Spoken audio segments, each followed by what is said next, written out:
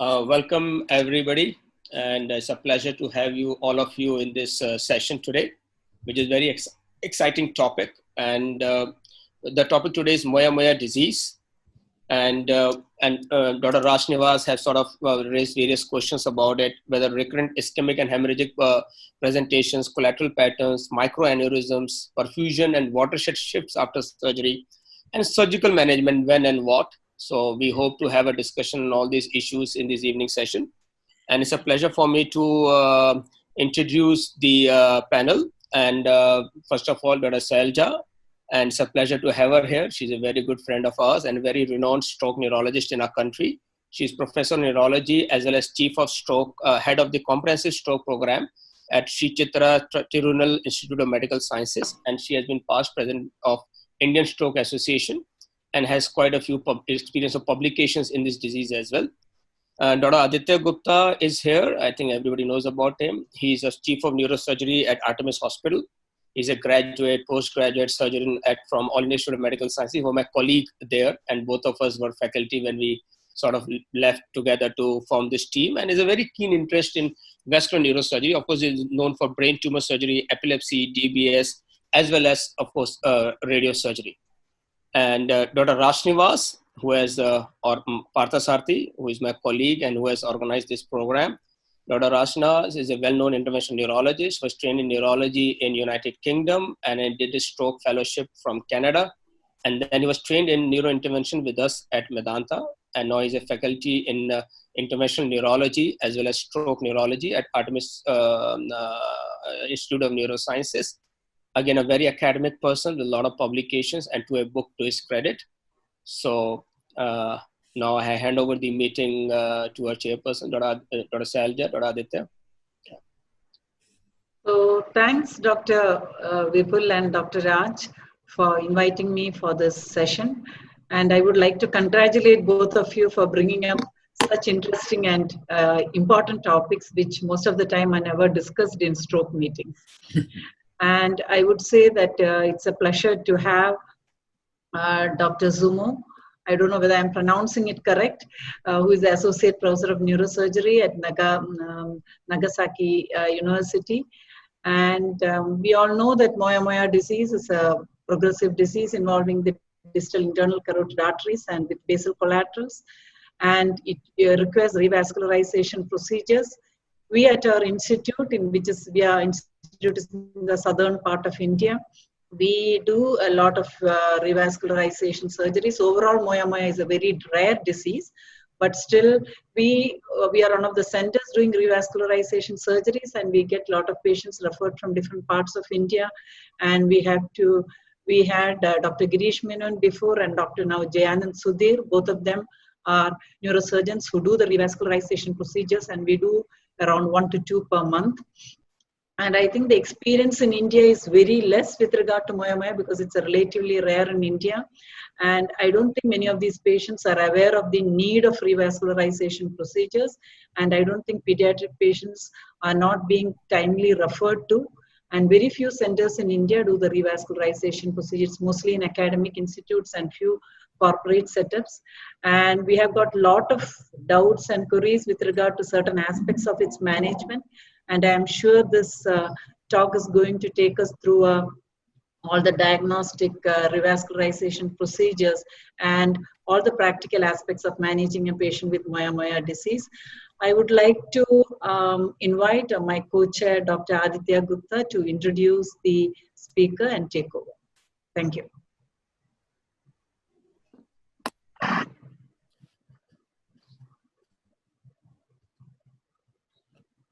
For me to introduce distinguished Professor Izumo from Japan.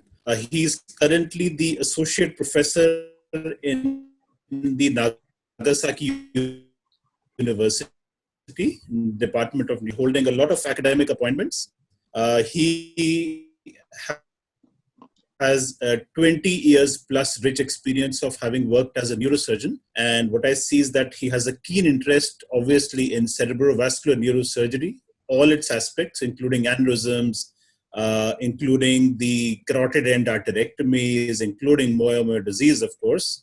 And apart from that, he has a keen interest in stereotactic radiosurgery. So as Dr. Sylaja said, we have a lot of queries and the audience is keenly waiting. 300 of us are keenly waiting to hear him. Professor Izumo. So Dr. Aditya, we were just thinking of doing a poll just before the talk. So let's have a short poll before we start the proceedings. Yeah. It is just 30 seconds or 40 seconds. So I'll just be putting up some questions to the audience, and if they can poll, please. And we'll give. Parthasarathy has started screen share. So the first question to the audience is, there is a grading system for Moya Moya disease, and it's the Suzuki grading system. What is your view on how reliable is it as an estimate for collateral circulation in Moya Moya disease? Do you say it is a good, reliable way of looking at collaterals, or it is not? Is it true or false, the statement? Ujjwal, can you start the poll? I would request the audience to vote, please.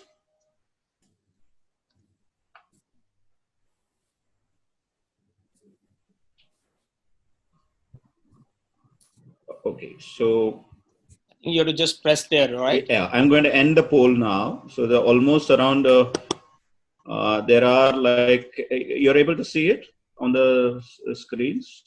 So large proportion of attendees have said it's a very reliable estimate of collateral circulation in Moya Moya disease. So 61% versus 39%. So do I have to share the results? No, it's all right. You can just get them. Okay. Next one, yeah. So next question is, intraventricular hemorrhage from Moya Moya disease is related to what type of collateral? Is it a lenticulostriate collateral? These are thalamic perforator collaterals, choroidal artery collaterals, or leptomeningeal collaterals. So you can start the poll, Ujjwal. So I'd request the audience to start the poll. Okay. Great. I'm going to end the poll now. Almost there is 200 plus who have answered, and the majority have said as 49% as choroidal artery collaterals, then followed by lenticulostriate collaterals. So we will discuss the answers towards the end of the, not right now, but towards the after the session. So the next question would be, IV sign on MRI strongly correlated with poor collateral perfusion. Do you agree or you don't agree? Ujjwal, can you start the polling, please?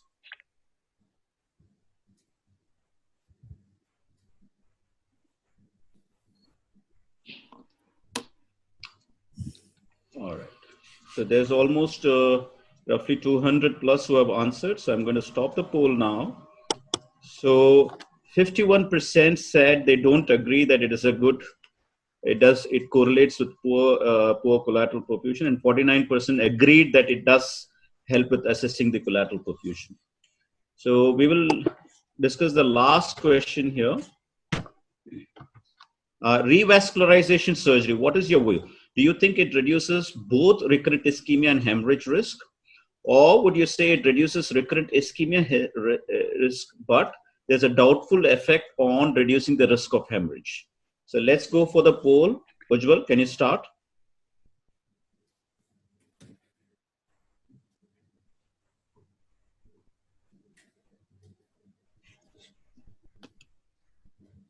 Okay.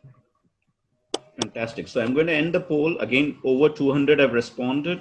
So I would say 60% have said that it reduces ischemia risk, but doubtful effect on risk of hemorrhage. And 40% have agreed that reduces both risk of ischemia and hemorrhage.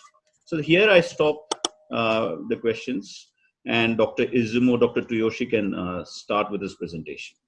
Yes, thank you for your kind presentation. Rajsrinivas Parthasarathy has stopped screen share. Can you hear me? Yes, yes, we can. Yes, we can. Yeah. And can you see a first slide? Not yet. The title one? Not yet. Not You yet. have to do a share screen again.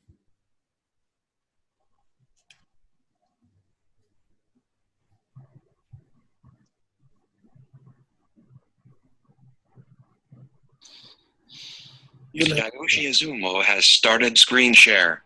Now we can, yes. Yes, we can see. And can you see the pointer?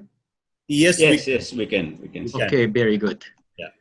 My name is Tsuyoshi Izumo from Nagasaki University. The topic today is the cerebrovascular Moyamoya disease.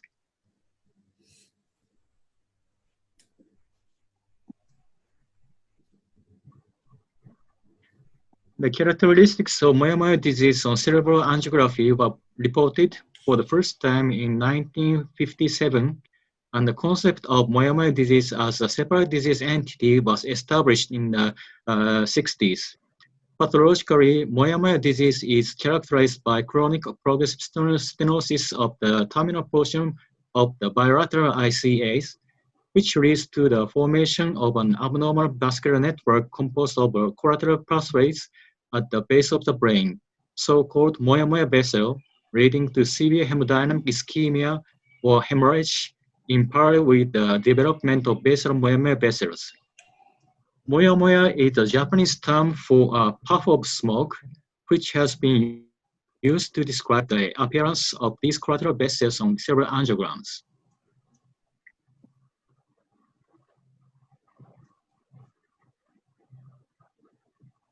Eventually, with bilateral ICA occlusion, the Moyamoya vessels at the base of the brain derived from the internal carotid arteries disappear, and the entire brain is perfused by the external carotid artery system and the vertebral basilar artery system.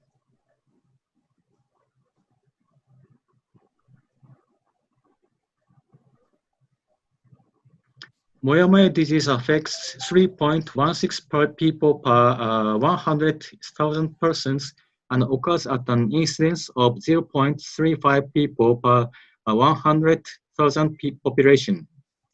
The male to female ratio reported from various studies is nearly consistent, 1 to 1.8 to 1.9. Thus, the disease is more common in women. In addition, a positive family history has been reported in about 10% of the patients.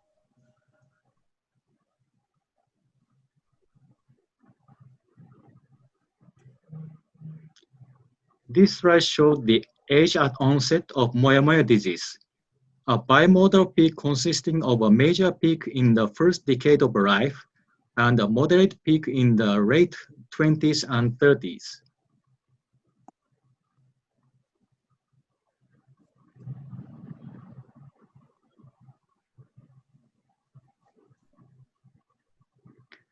The 2006 database evaluation has reported a unimodal peak age at onset in the late 20s for initial attacks for the hemorrhagic type, but a bimodal peak for initial attacks for other disease types.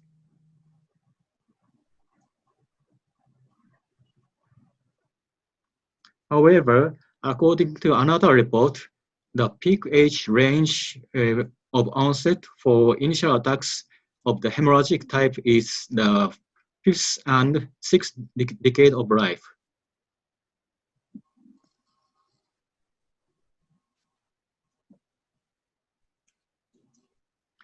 What is the indication of surgery for Moyamoya disease? This slide shows is from guidelines for diagnosis and treatment of Moyamoya disease from Japan Neurosurgical Society. Surgical revascularization is considered when CBF SPECT demonstrates decreased cerebrovascular reserve in patients with Moyamoya disease manifesting as cerebral ischemia. And surgical revascularization is also considered for the patients manifesting as cerebral hemorrhage.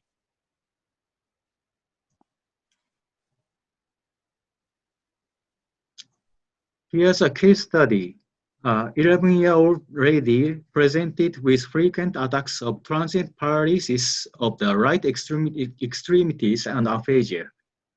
Catheter angiography demonstrated stenosis at the terminal portion of the bilateral ICA. This slide shows the left side.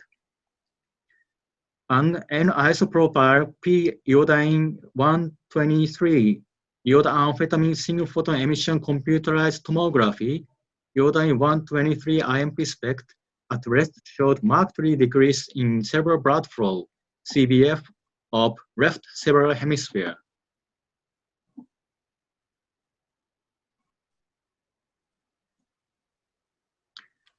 Initial arterial spin leveling AA cell image on 3.0 Tesla MRI demonstrate hyperintensity on left cerebral hemisphere.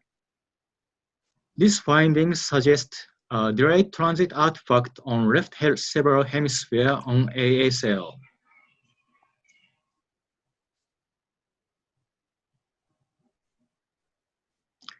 For this patient, we performed a left combined bypass surgery, STA-MC anastomosis, followed by dural inversion and encephalomyopyrosynergosis. No transient cerebral ischemic attack was observed post-operatively. And post-operative diffusion-weighted image showed no ischemic region, and MRA revealed patency of STA.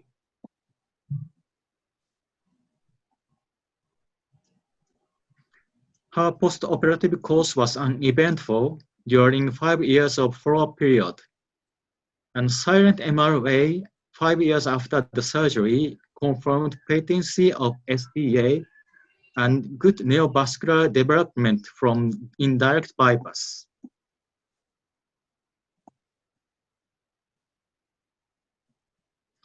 Here's a second case study. A 39-year-old man presented with frequent attacks of transient paralysis of right upper extremity and aphasia. Catheter angiography demonstrated stenosis at the portion of the bilateral ICA and basal Moya Moya vessels. Iodine 123 IMP SPECT at rest and Diamox challenge showed markedly decrease in CBF and cerebral vascular reactivity, CVR, on left cerebral hemisphere.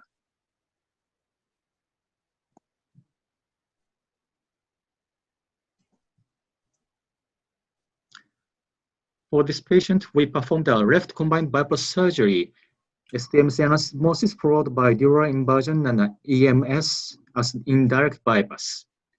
No transient cerebral ischemic attack was observed post-operatively. Post-operative MRA revealed good patency of STA. The fluid attenuated inversion recovery FLAIR image revealed de novo IB sign without ischemic region on the left side. The de novo IB sign is intrasulcal hyperintensity sign on operated hemisphere.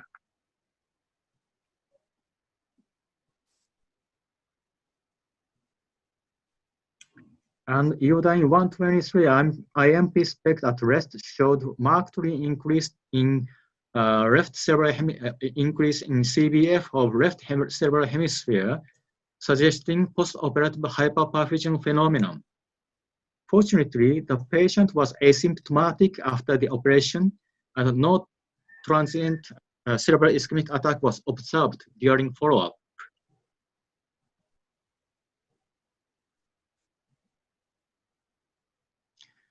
Here's a third case study.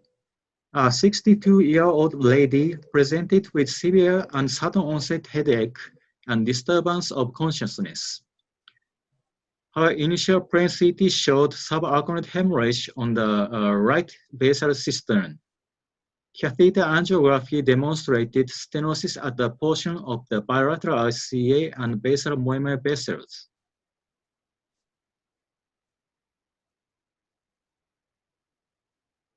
Iodine 123 IMP SPECT at rest and Diamox challenge showed markedly decrease in CBF and CVR of her cerebral hemisphere.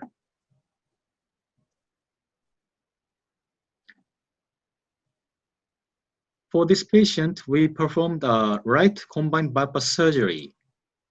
Iodine 123 IMP SPECT at rest and Diamox challenge showed markedly improvement of CBF and CVR of right cerebral hemisphere post-operatively, and her post-operative course was uneventful. No rebleeding was observed during 12 years follow-up.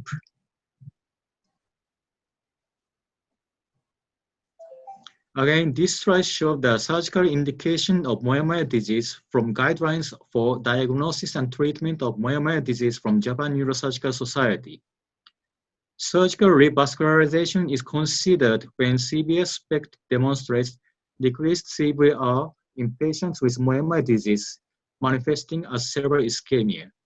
And surgical revascularization is also considered for patients manifesting as cerebral hemorrhage.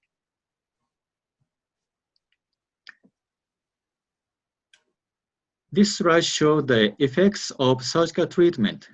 As I mentioned, surgical revascularization is effective for Moya Moya disease manifesting as not only cerebral ischemic symptoms, but also hemorrhagic attacks. Surgical revascularization for Moya Moya disease patients with cerebral ischemic attacks has been reported to reduce the frequency of TIAs and risk of cerebral infarction and improve the post-operative activity of daily living and long-term prognosis of higher brain functions. And according to JAM trial, surgical revascularization for Moya Moya patients with hemorrhagic onset has been reported to reduce the unfavorable outcome, including stroke and rebleeding as well.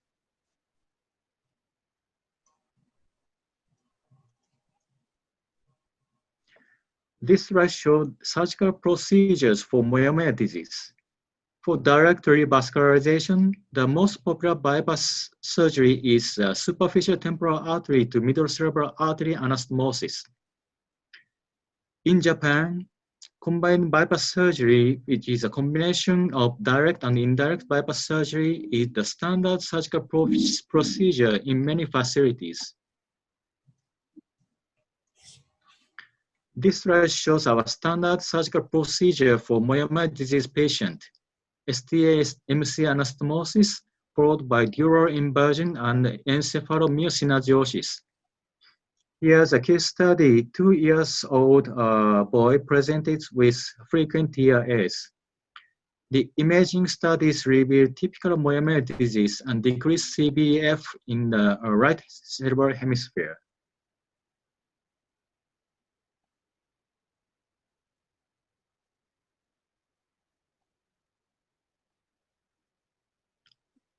The surgery is performed in supine lateral position under general anesthesia. Skin flap is elevated and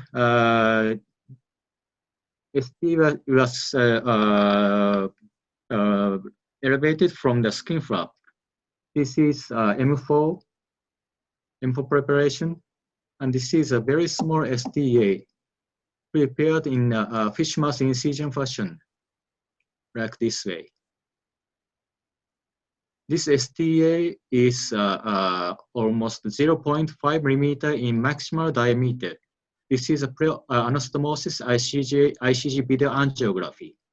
We usually use 11O nylon for microanastomosis in pediatric patients and 10O nylon for adult patients. But it depends on the caliber of the M4 or STA. This is a completion of the STMC anastomosis. And flush the debris from the anastomotic site by opening the temporal occlusion of the STA. And then temporal occlusion of MCAs were released. You can see no leakage from the anastomotic site.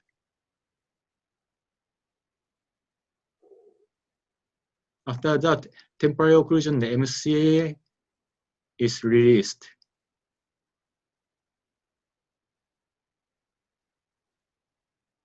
This is the standard way of the STA-MC anastomosis, and ICG video angiography revealed the patency of STA-MC anastomosis.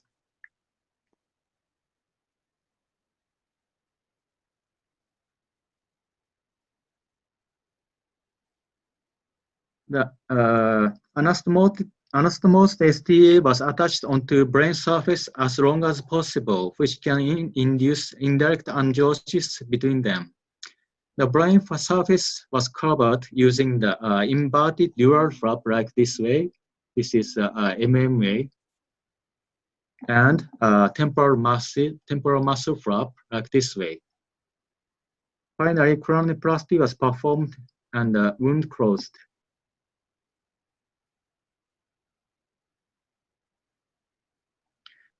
We usually evaluate the hemodynamics by ICG video angiography and by Flow 800 software, which gives us an analytical color vision for the STMCA anastomosis. We can see a hemodynamic change post-operatively, like this way. Flow 800 is very useful.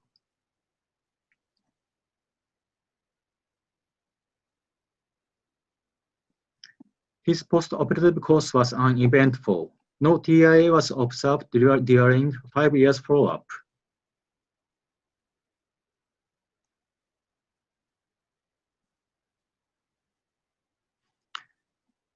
There are two types of surgical complications in revascularization surgery for Moya Moya disease, neurosurgical and non-neurosurgical one.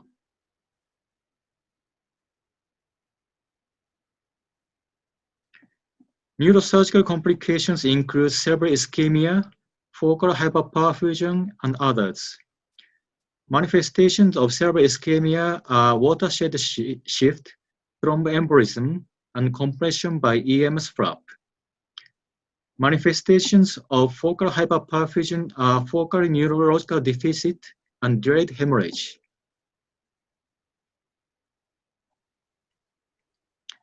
Here's a case study of post-operative hyperperfusion syndrome. A 48-year-old lady presented with attacks of transient paralysis of right extremities. Catheter angiography demonstrated stenosis at the terminal portion of the bilateral ICA. Fourier image on 3.0 Tesla MRI showed no ischemic lesion.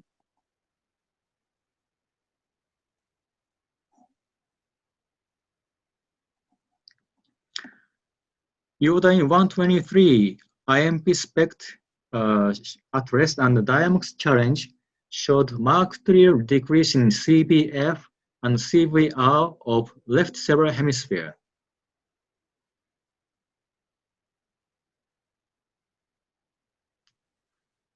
The patient underwent combined surgical revascularization. On post-operative day 2, she experienced frequent attacks of aphasia. Diffusion-weighted image showed no ischemic lesion, and Fourier image revealed de novo IB sign on left cerebral hemisphere. MRA showed good patency of STA-MCA anastomosis.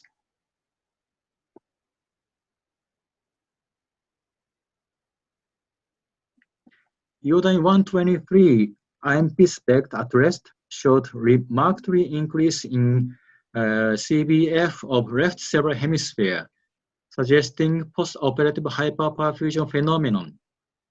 Based on these symptoms and imaging findings, post-operative hyperperfusion syndrome was diagnosed.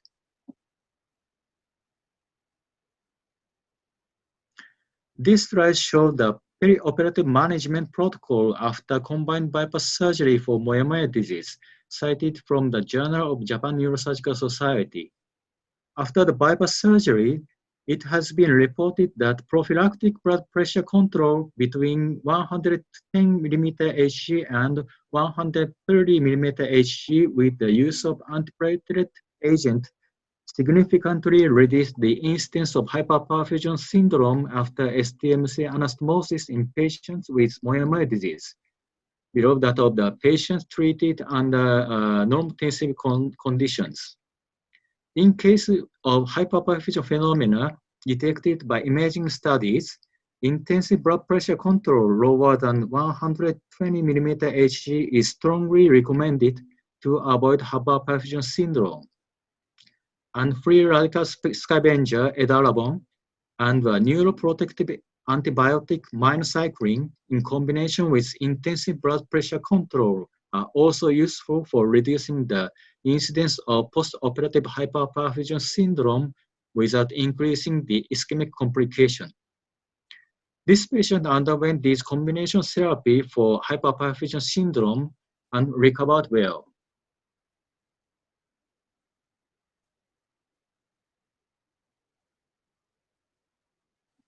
Here's another case study of post-operative hyperperfusion syndrome. This case is before we introduce the above protocol. A 56-year-old man presented with cerebral infarction. Catheter angiography demonstrated stenosis at the terminal portion of the bilateral ICA. Right side was more severe than left side. The Suzuki stage was 5 in the right side.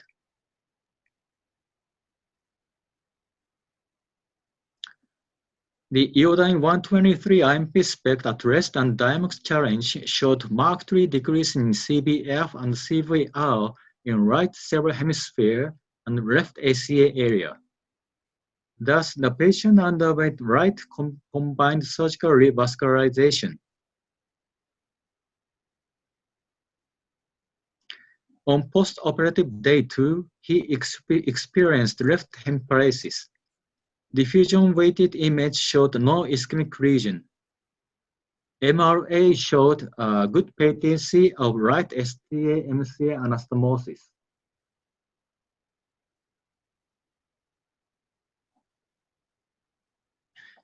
Iodine 123 IMP SPECT at rest showed markedly increase in CBF in right frontal lobe, suggesting post-operative hyperperfusion phenomenon.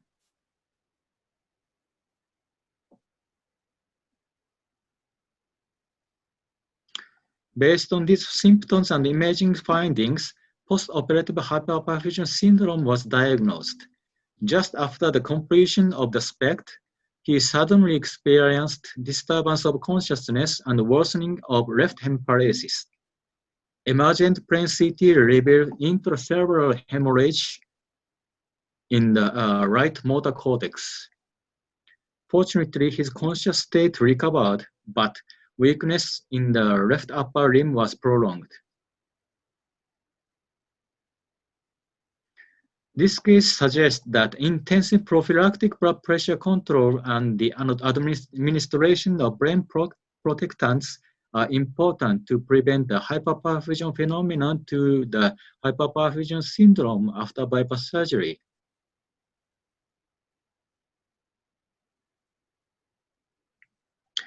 Here's another case study of post-operative hyperperfusion syndrome. A 66-year-old lady presented with attacks of transient paralysis of right extremities and aphasia. Catheter angiography demonstrated stenosis at the terminal portion of the bilateral ICA, especially severe on left. The Suzuki stage was 4 on left side.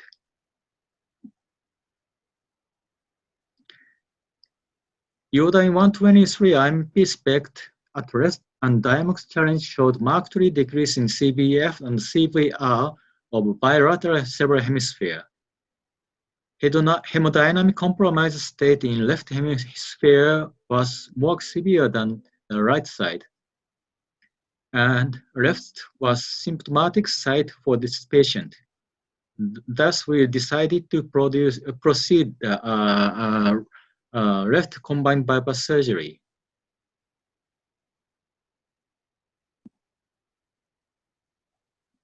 On post-operative day 2, she experienced frequent attacks of right hem paralysis. Diffusion-weighted image showed no ischemic region, and FLAIR image revealed de novo IB sign on left cerebral hemisphere, frontal lobe, which was the anastomotic site. MRA showed good patency of left STA-MCA anastomosis. Iodine 123 IMP SPECT at rest showed markedly increase in CBF in the left frontal lobe, suggesting post-operative hyperperfusion phenomenon.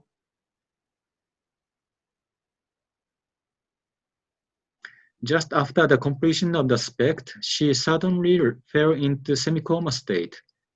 Emergent plain CT revealed subarachnoid hemorrhage in the central sulcus.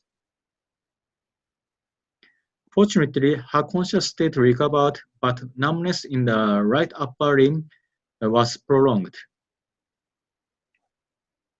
So we started intensive blood pressure control in combination with edaravone and minocycline use for this patient.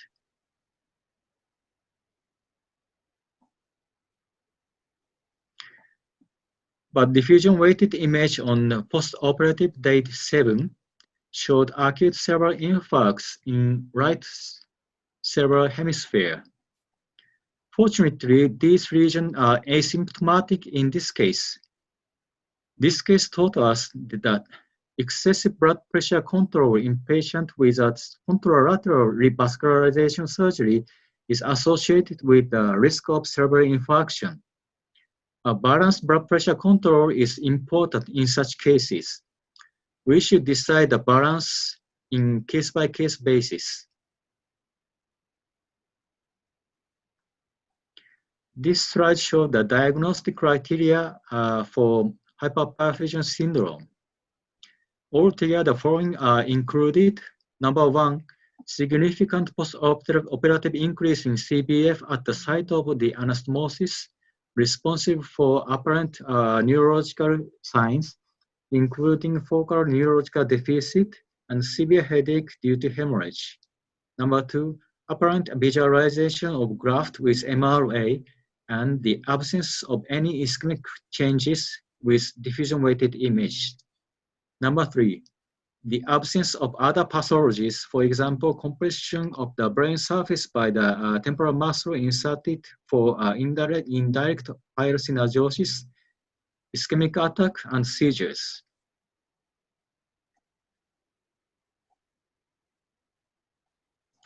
The frequency of hyperperfusion syndrome after direct revascularization surgery for Moya Moya disease has been reported to be 60.7% to 50%, which is significantly higher than that of atherosclerotic occlusive cerebrovascular disease. The hyperperfusion syndrome is more frequent in adult patients than pediatric patients. In pediatric patients, autoregulatory vasodilatation may quickly recover after STMC anastomosis starts supply the blood flow.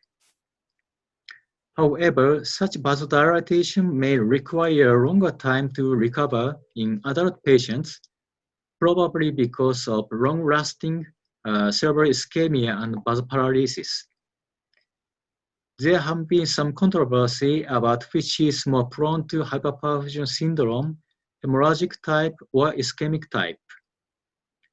Theoretically, an increased cerebral blood volume strongly suggests an autoregulated vasodilatation in response to cerebral perfusion pressure reduction. Previous studies using PET revealed the preoperative CBV values was higher in postoperative symptomatic hyperperfusion patients. Increased CBV was assumed to indicate pronounced cortical vasodilatation due to exhausted autoregulation.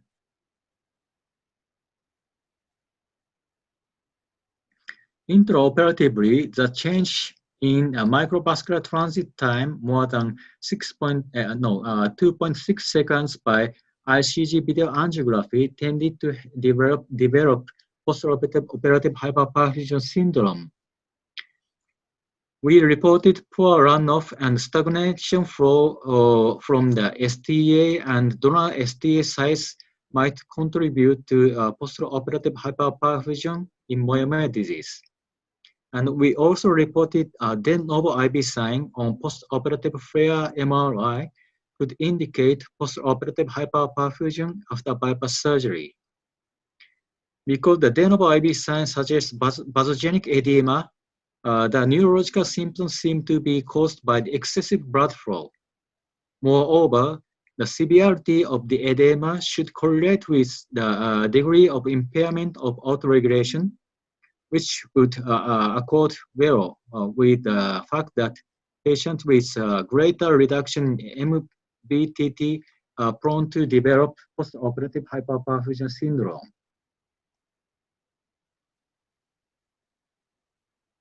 There have been some controversy about which is more prone to hyperperfusion syndrome, direct bypass or indirect bypass. But theoretically, direct bypass surgery is more likely to cause the hyperperfusion phenomenon.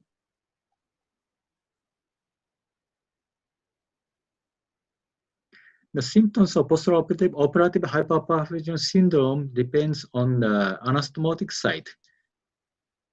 I mean the focus of hyperperfusion. Prophylactic blood pressure lowering significantly prevented symptomatic cerebral hyperperfusion syndrome after bypass surgery. I mean the direct bypass surgery I mentioned above. But we should pay great attention to preventing ischemia. Excessive blood pressure lowering may lead to a postoperative stroke, especially in case of hemodynamic compromised. The prognosis of the hyperperfusion syndrome is usually good in case with irreversible brain damage like a hematoma. It was emphasized again that the management according to this protocol significantly reduced the postoperative hyperperfusion syndrome.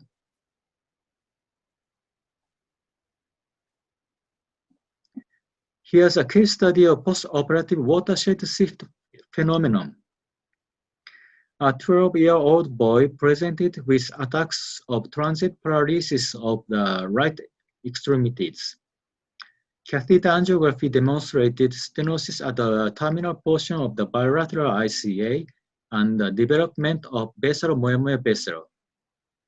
Left side was Suzuki stage 4 Moyamoya disease. And left side is symptomatic side.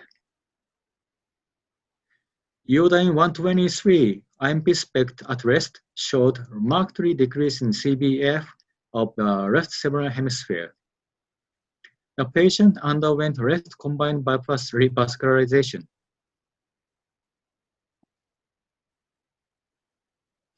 On post-operative day 1, he experienced frequent attacks of Gerstmann syndrome, which is manifesting as finger agnosia, dyscalculia, agnosia of left and right, and agraphia. Diffusion-weighted image showed no ischemic lesion, and FLAIR image revealed intra-arterial sign in central sulcus. MRA showed good patency of left STA-MCA anastomosis.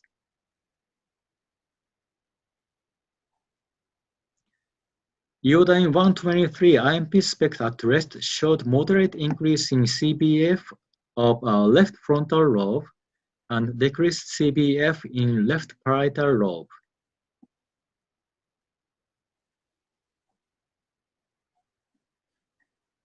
If you compare the SPECT before and after surgery, you can see the hemodynamic pattern has changed significantly.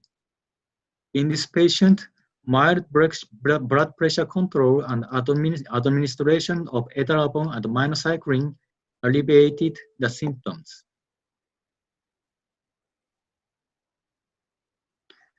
Here's another case study of postoperative watershed shift syndrome. An 11-year-old boy presented with attacks of transient paralysis of the left extremities.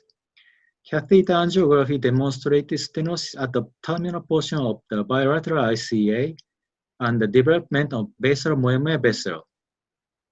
Right side was diagnosed as Suzuki stage 3 Moyamoya disease. Iodine 123 IMP SPECT at rest showed markedly decreasing CBF of bilateral cerebral hemisphere. The patient underwent right combined surgical revascularization due to his symptom, I mean the left hemiparesis.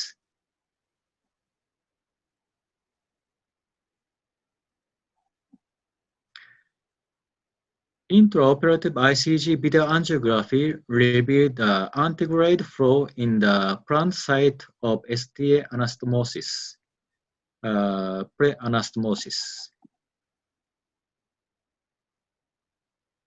And after the completion of the bypass, ICG video angiography showed the accretion of antegrade and retrograde blood flow in the distal of anastomotic site, like this way.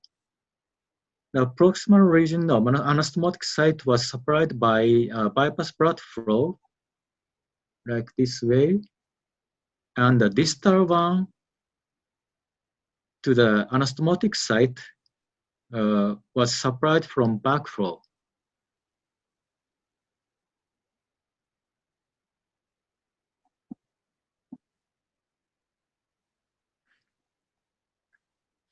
On post-operative day 1, he experienced frequent attacks of weakness in left extremities.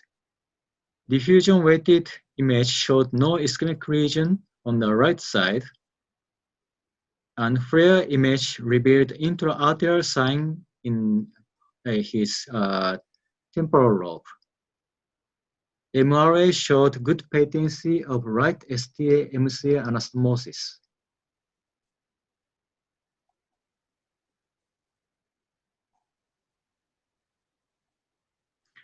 Iodine 123 IMP spect at rest showed moderate increase in CBF of right frontal lobe and decreased CBF in his right temporal parietal lobe.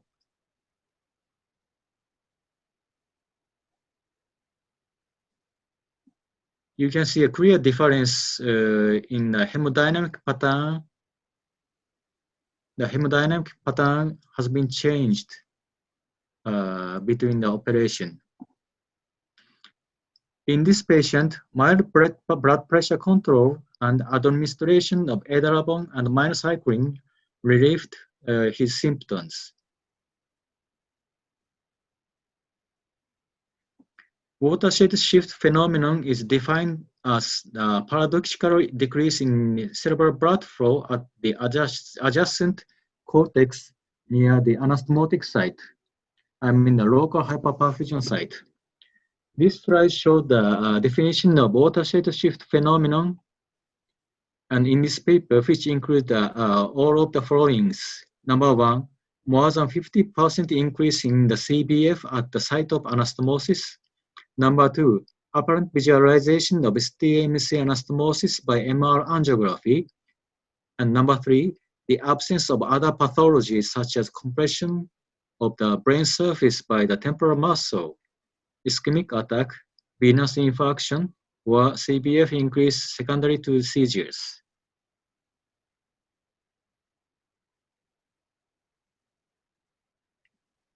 The incidence of watershed shift phenomenon has been reported that almost 10% after STA-MCA anastomosis for adult Moya Moya disease.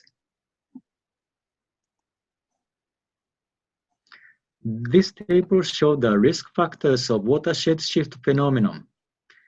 According to logistic regression analysis, younger patients often developed the watershed shift phenomenon, and the preoperative CBF values was significantly lower in patients who developed the watershed shift phenomenon compared with patients without watershed shift phenomenon.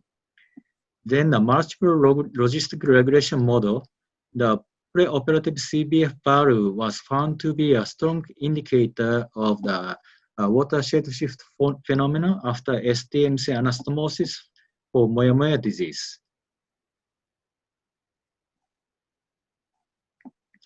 It is challenging to avoid both local cerebral hyperperfusion and ischemic complications due to the watershed shift phenomenon, as both occur concurrently and their management methods are contradictory. The importance of postoperative cerebral hyperperfusion, especially hemorrhagic conversion, has been noted in many reports, and the prevention of cerebral hyperperfusion syndrome is the most important aspect in perioperative management after revascularization surgery for Moya disease. On the other hand, we must take it into consideration that excessive blood pressure reduction may result in permanent ischemic complications due to the watershed shift phenomenon. Thus, adequate blood pressure control and gradual alleviation of blood pressure control after evaluation of post-operative hemodynamic changes by SPECT are paramount for successful perioperative management of Moya disease in aim to avoid both hyperperfusion syndrome and cerebral ischemia.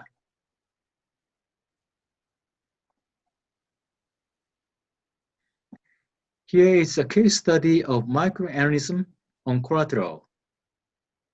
A 62-year-old lady presented with severe sudden onset headache and disturbance of consciousness. Her initial plain CT showed subarachnoid hemorrhage on right basal cistern. Catheter angiography demonstrated stenosis at the portion of terminal portion of the bilateral ICA and basal Moya vessels.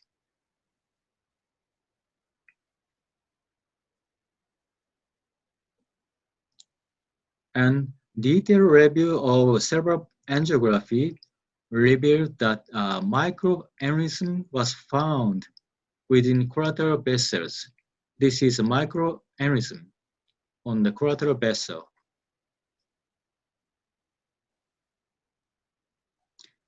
Coronal view reconstruction of CT angiography revealed the microaneurysm at the base of the right cerebral hemisphere.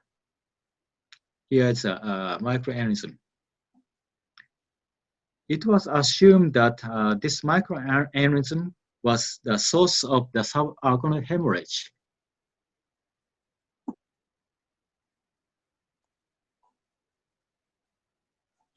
Preoperative MR angiography showed the microaneurysm in the base of right basal ganglia, and FLAIR and T2 weighted images revealed hyperintensity sign around the aneurysm, suggesting perifocal edema.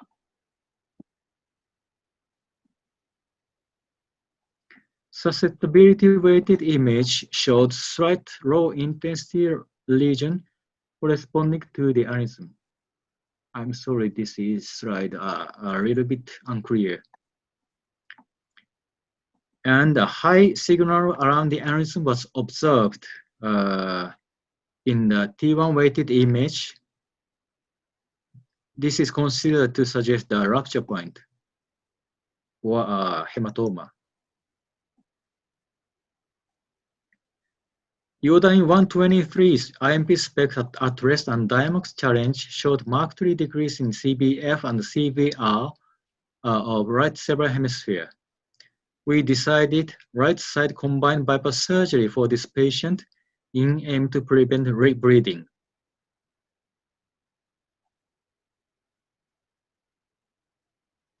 We performed direct STMC anastomosis followed by indirect pyrosynergiosis, including dural inversion and encephalomyosynergiosis. We selected M4 distal to the collateral vessel harboring the microaneurysm at the recipient M4 of direct bypass. By detailed review of the findings of cerebral angiography and intraoperative findings, we identified the middle cerebral artery cortical branch distal to the collateral circulation with a microaneurysm as a source of hemorrhage. Post-operative right external carotid angiography showed good patency of STA-MCA anastomosis.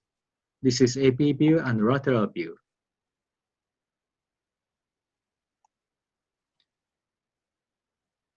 And post-operative right ICA angiography showed the disappearance of the microaneurysm on collateral vessel.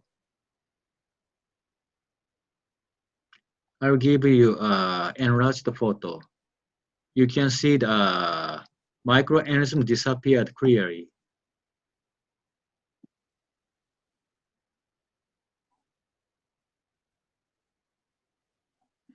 Post-operative iodine 123 IMP SPECT at rest and dynamics challenge showed remarkable improvement in CBF and the CPR of right cerebral hemisphere.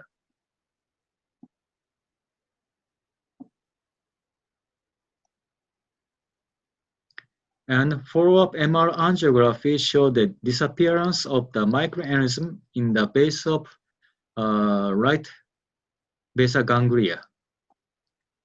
The the pre-operative hyperintensity sign on flare and T2 weighted image around the aneurysm has gone as well.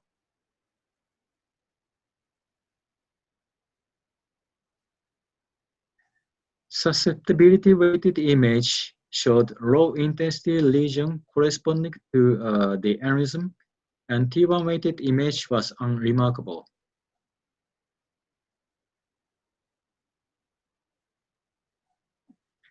Here's another case study of microaneurysm on collateral. A 62-year-old lady presented with disturbance of consciousness and left hemiparesis. Her initial plain CT showed right terminal hemorrhage. MR angiography showed right M1 severe stenosis and left M1 and bilateral A1 mild stenosis. MRA source image revealed abnormal hyperintensity dot adjacent to the hematoma.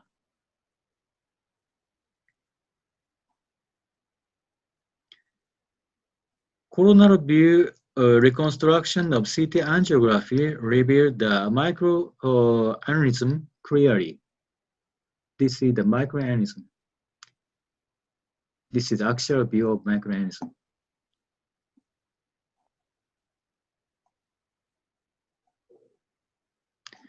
She underwent a CT stereotactic aspiration of the hematoma.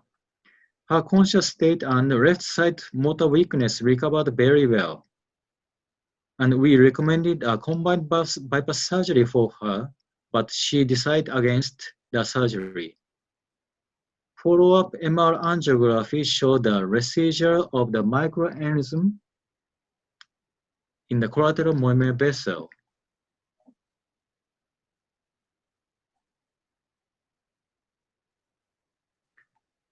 Microaneurysm on collateral vessels are prone to rupture.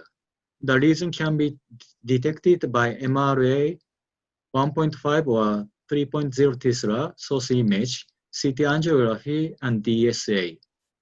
And the targeted direct bypass surgery would be a promising treatment of choice for the aneurysm.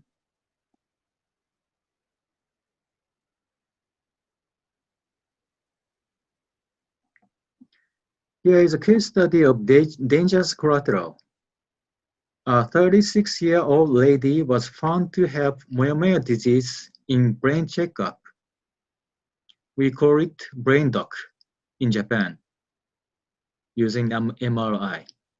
An initial MR angiography showed severe stenosis of left ICA and mild stenosis of right M1.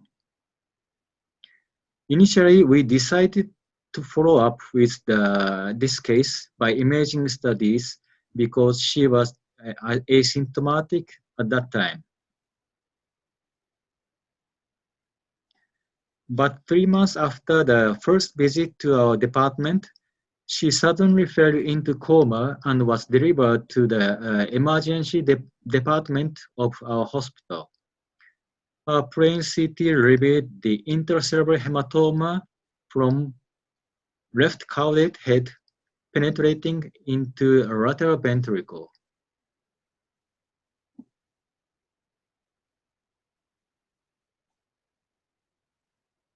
Comparing with initial MR source image, the bleeding point was found to be from the left periventricular collateral vessel.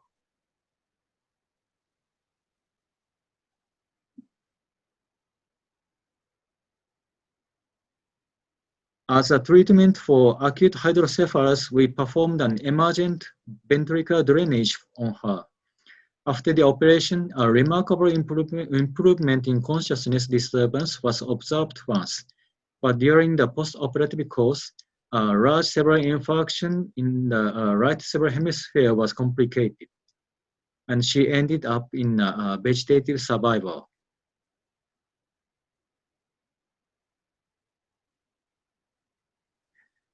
This scheme shows a classification of periventricular anastomosis in Moya Moya disease. The authors classified the collateral into 3 groups, including lenticular-striate, thalamic, and choroidal. Thalamic type is further divided into 2 groups, including medial and lateral. The lenticular-striate type begins at the lenticular-striate artery and connecting to the medial artery at the lateral corner of the frontal horn or body of the lateral ventricle. The thalamic type begins at the thalmotubular or thalmopaphylentic arteries and connecting to the medullary or insular arteries beneath the ependyma of the lateral or third ventricle, which is medial type, or beginning at the thalmogeniculate or rarely choroidal artery and connecting to insular artery superior to the inferior horn or at the lateral corner of the body of the lateral ventricle.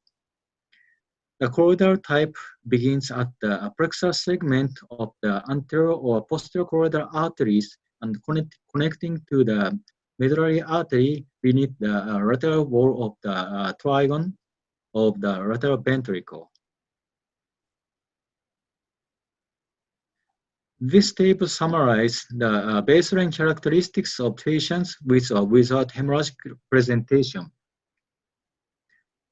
Age and periventricular anastomosis score were significantly higher in patients with hemorrhagic presentation than that in those without. No significant difference in other factors was seen between the groups.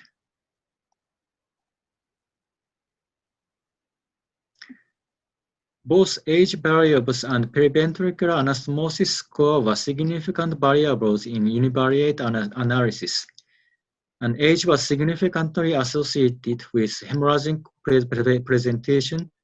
Odds ratio is 1.05, and multivariate odds ratio for every 1 point increase in the periventricular anastomosis score was 3.38, which was statistically significant. The results suggest that periventricular anastomosis is associated with hemorrhagic presentation at onset in Moya Moya disease. This paper is published by the same group. They analyzed whether collateral vessels on baseline angiography are predictors of rebleeding in hemorrhagic Moya Moya disease from longitudinal data on the non-surgical cohort of the JAM trial. The authors focused on the choroidal anastomosis. This figure is Kaplan-Meier curve for rebleeding. The incidence of rebleeding was significantly higher in the choroidal anastomosis positive group than in the negative group. The incidence of rebleeding in those with and those without choroidal anastomosis was 30.1% and 1.3% per year, respectively. And the 5-year risk of rebleeding reached 47% for those with choroidal anastomosis and 6.3% for those without. The hazard ratio for rebleeding in the choroidal anastomosis positive group relative to the negative group is statistically significant after adjustment for age, diagnosis of hypertension, and PCA involvement. The hazard ratio is 11.1. This is the subgroup analysis between the surgical and non-surgical groups. The analysis revealed a significantly lower rebleeding rate in the surgical group than in the non-surgical group on multivariate analysis.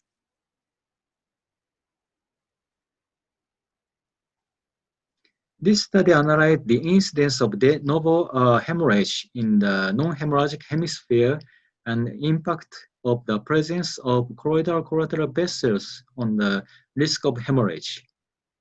The cohort was the non-hemorrhagic hemisphere of the patients included in the JAM trial. The figures show the Kaplan-Meier curve of de novo hemorrhage in all non-hemorrhagic hemispheres treated conservatively. Among all 36 non-hemorrhagic hemispheres, de novo hemorrhage occurred in 3 hemispheres, 8.3% during 5-year follow-up. The incidence of de novo hemorrhage in the non-hemorrhagic hemisphere was 3 per 148 person years and 2.0 per year. The 5-year cumulative incidence of de novo hemorrhage in the non-hemorrhagic hemisphere estimated by the Kaplan-Meier method was 9.8%. And all 3 hemispheres with de novo hemorrhage had the choroidal anastomosis. On the other hand, no hemisphere without choroidal anastomosis had de novo hemorrhage. The Kaplan-Meier analysis revealed that choroidal anastomosis positive group had a significantly higher incidence of the de novo hemorrhage than did the choroidal anastomosis negative group. The 5-year cumulative incidence of de novo hemorrhage in the choroidal anastomosis positive group was 26.7%.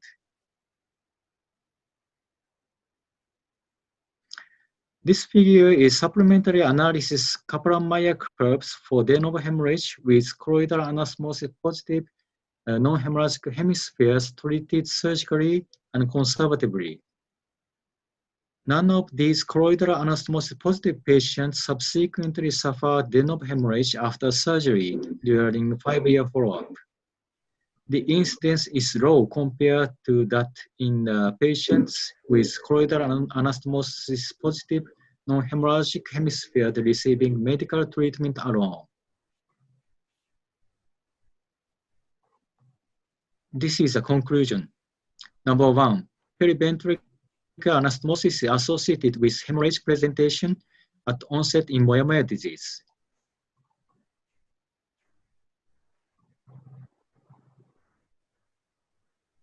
And from the cohort of JAM trial, the choroidal collateral is a predictor of rebleeding in hemorrhagic Moya Moya disease.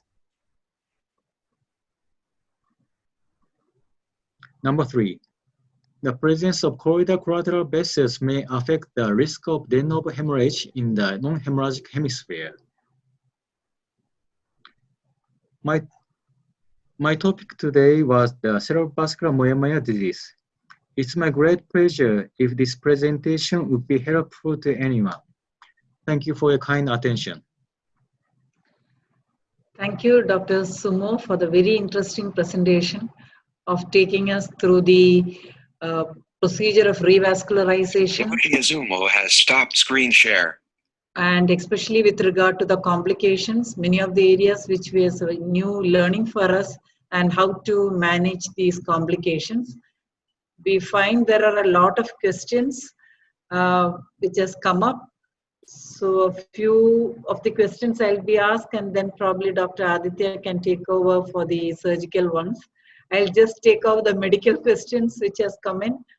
One is with regard to pre-surgical evaluation. You have mentioned about the SPECT and also about the ASL. What is your routine protocol, or is ASL enough for the evaluation of the cerebral blood flow?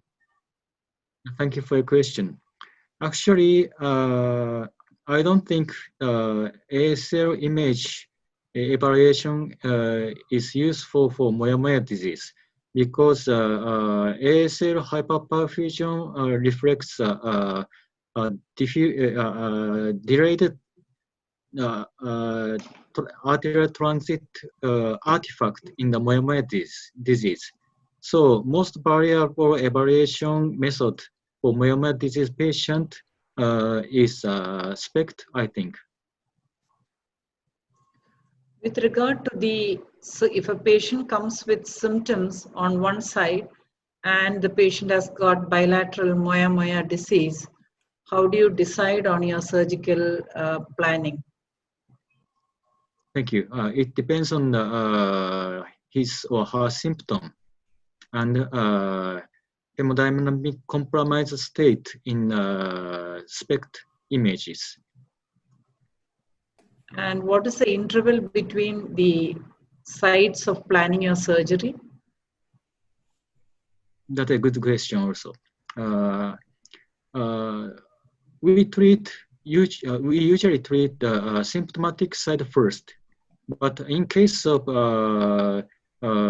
asymptomatic side has more prone to hemodynamic compromised state, we decide to treat the contralateral side of the symptomatic side. I mean the asymptomatic side, more hemodynamic compromised side. But it depends on the, we decided it by case basis. So next is with regard to, you showed one case of an asymptomatic Moya Moya disease where the patient was kept on follow-up and developed a major bleeding on follow-up. So if a patient comes with an asymptomatic Moya Moya, are there any predictors by which you decide from your evaluation that this asymptomatic Moya Moya patient should undergo revascularization procedures, or you keep them on follow-up? Yes.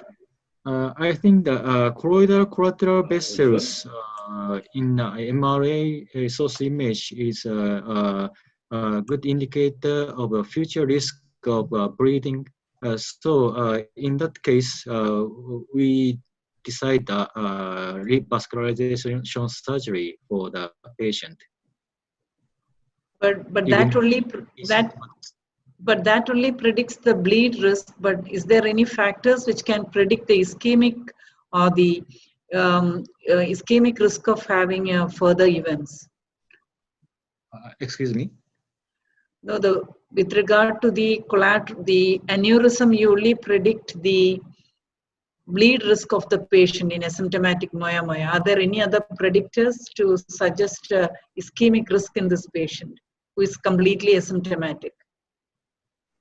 Yes, it depends on the hemodynamic compromised state in SPECT images, I think. So you decide depending on the SPECT. Yes. Okay, thank you. I would ask Dr. Aditya with regard to the surgical questions which has come in.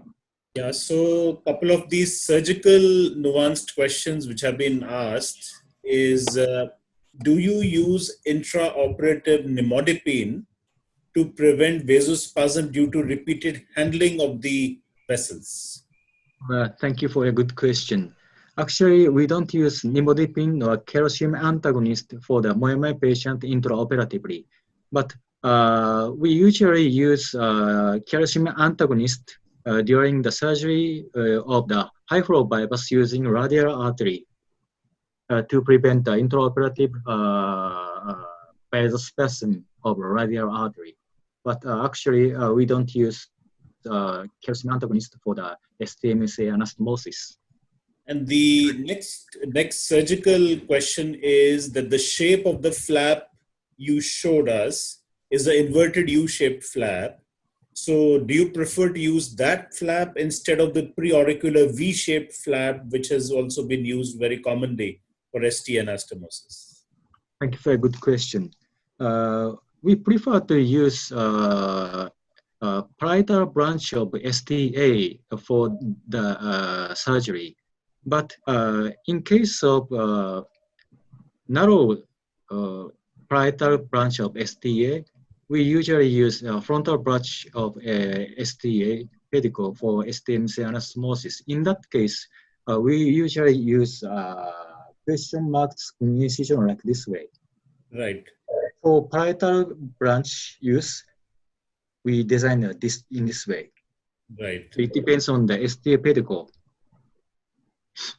And my question to you also is, in which indications would you do a high flow bypass for Moya Moya? We don't use high flow bypass for Moya Moya patients because that is a risk factor of significant risk of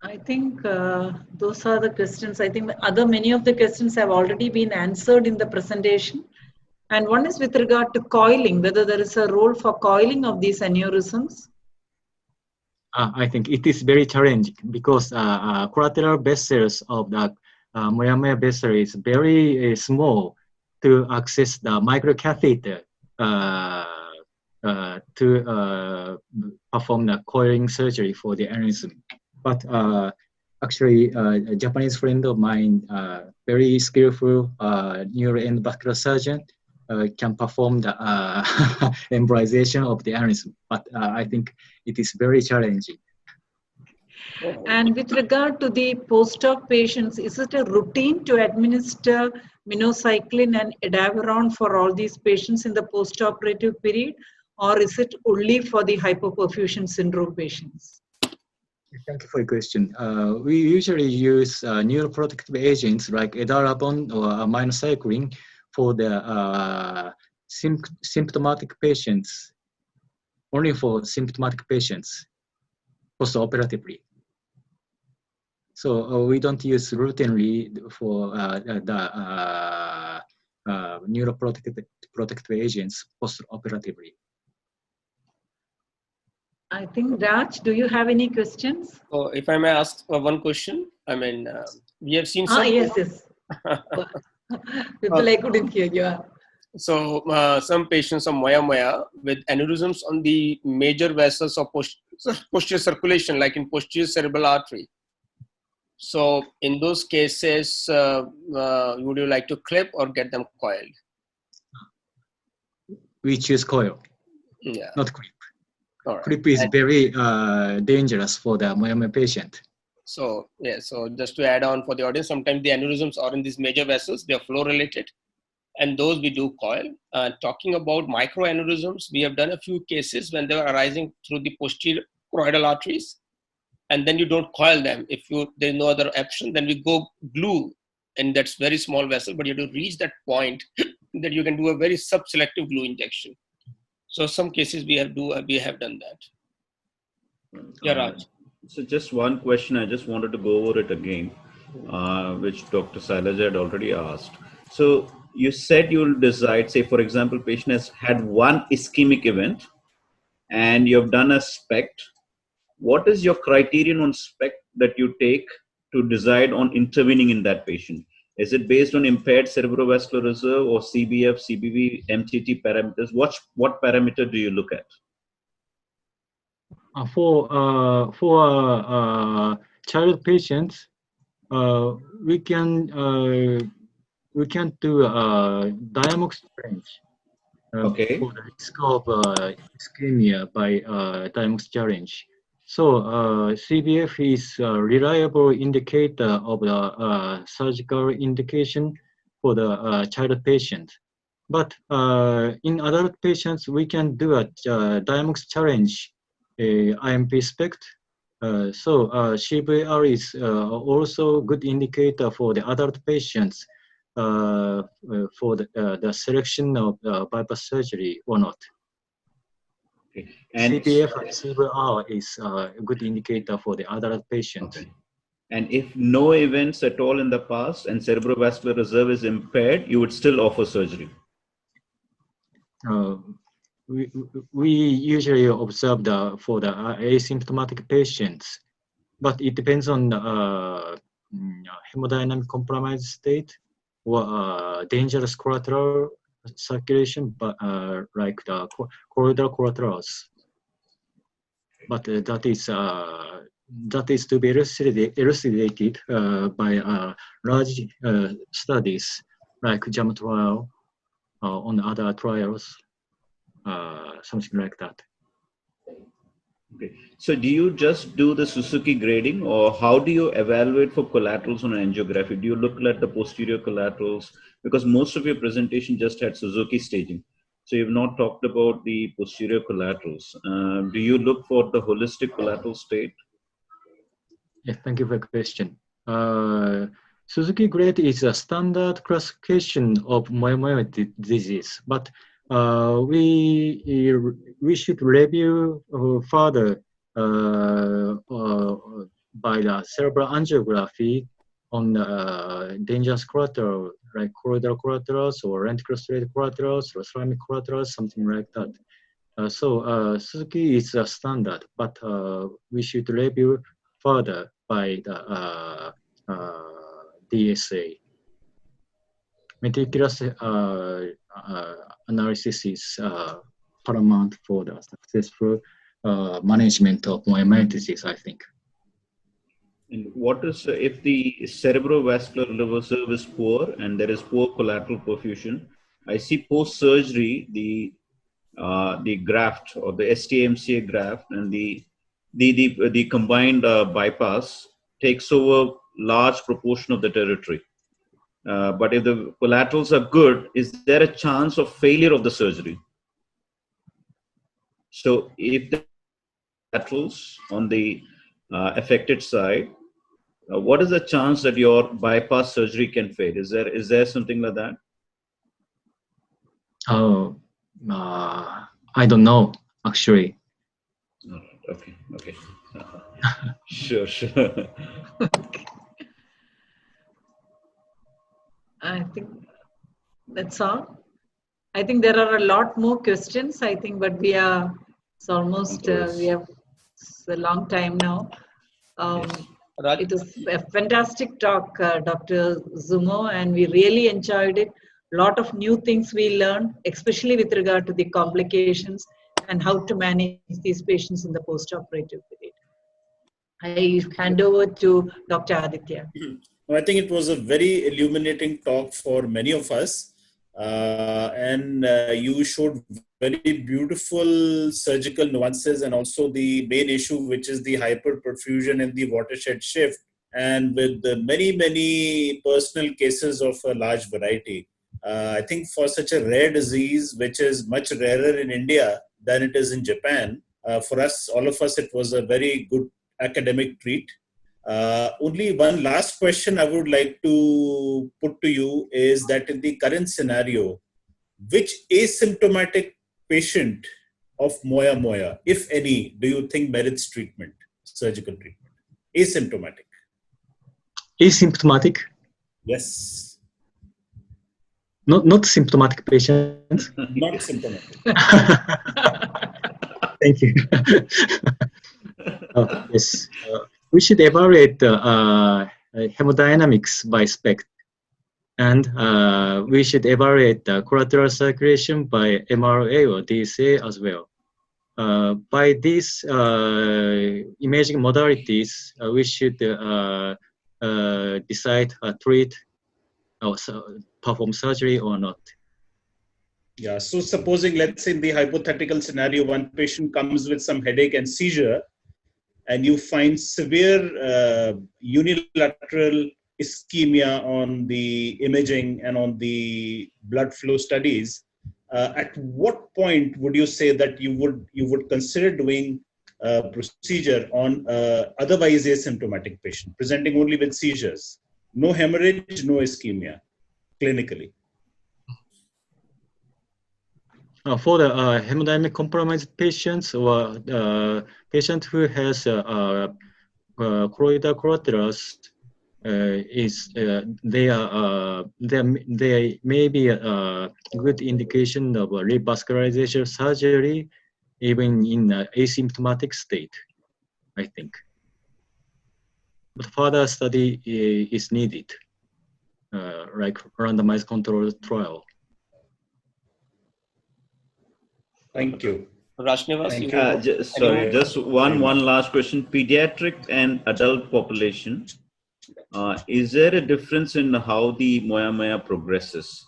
I mean, is there a difference in the territory that is involved? There is a very interesting paper from maybe Japan. There mild stenosis on M1 or A1 is a good indicator of progression of Moya Moya disease. And pediatric patients is prone to progress in the Moya Moya disease.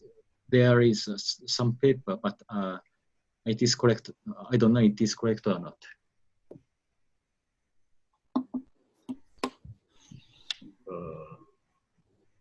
So, Dr. Sylaja, do you use dual antiplatelets? What was your protocol? Like, if a patient has ischemic symptoms at your center, do you use We usually keep on single antiplatelet. single antiplatelet? And most of these patients, even though what we are currently doing is, even if a patient has presented with symptoms on one side, and many a time we find that these patients have some silent small infarcts, especially in the watershed territory, or very small infarcts.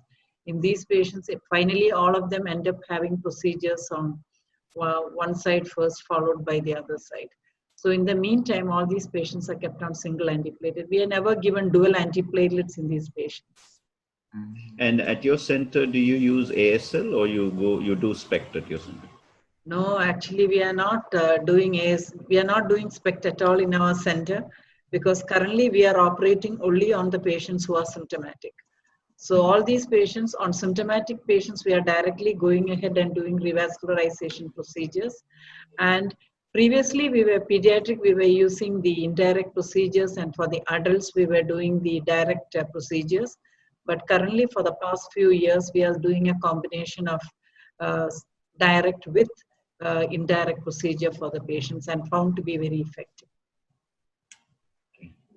So I'd like to thank Dr. Izumo. I had written to him, and he has very kindly accepted the invite. And I think he has gone through, as Dr. Aditya had mentioned, the concepts of hyperperfusion, watershed shift, and microaneurysms, which were the key things which I had asked him to speak on. And it was very, very a clear message to all the audience who had attended. And I'd like to thank the audience as well. There were around 380 attendees, and I'm very, very grateful. And they have been very nice to us in the last few sessions as well. So I hope we have more and more interesting and interesting future sessions. Dr. Vipul?